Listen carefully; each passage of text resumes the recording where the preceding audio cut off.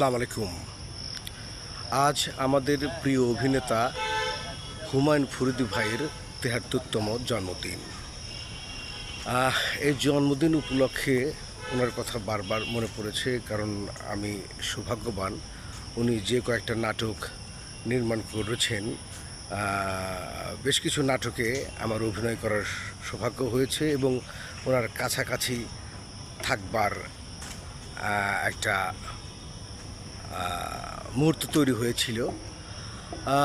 Information এইটা যে আমাদের জাহিদ হাসান ভাই সহ বেশ কয়েকজন অভিনেতা অভিনেত্রী রাজুকের পূর্বাচলে কিছু প্লট পায়।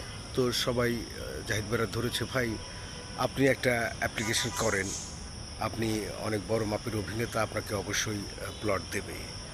বলছে যে না, ফরিদ ভাই বলছে যে না, এইসব গ্যাঞ্জামের মধ্যে আমি যাইতে চাই না, আমি এগুলা দরকার নেই আমার।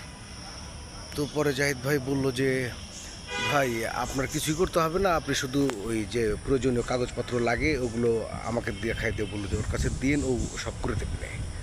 তো আমাকে বললো যে তুই প্রসপেক্টাস বই কিনে ফর্ম টর্ম পূরণ করে যে সব কাগজপত্র লাগে নিয়ে আমার সাথে দেখা কর, আমি ভাইয়ের টাকাটা দিয়ে দেবো, পরে অভিনয় করিয়ে আমি টাকা তুলে নেব।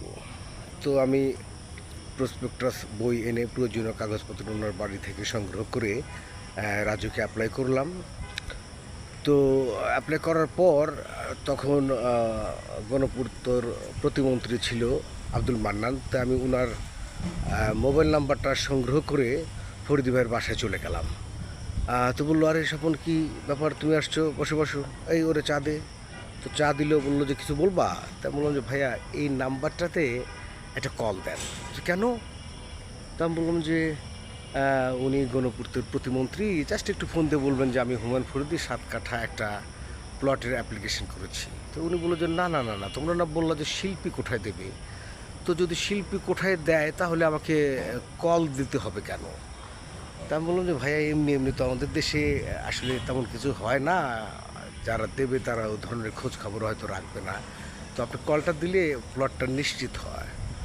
তো উনি বললো যে দেখো, আমি কোনোভাবেই কল দিব না, আমি ওনার কাছে প্লট চাইবো না। উনি যদি আমাকে শিল্পী মনে করে প্লটটা দেবে, আর যদি না মনে করে দেবে না। তো আমি চুপচাপ বসে আছি।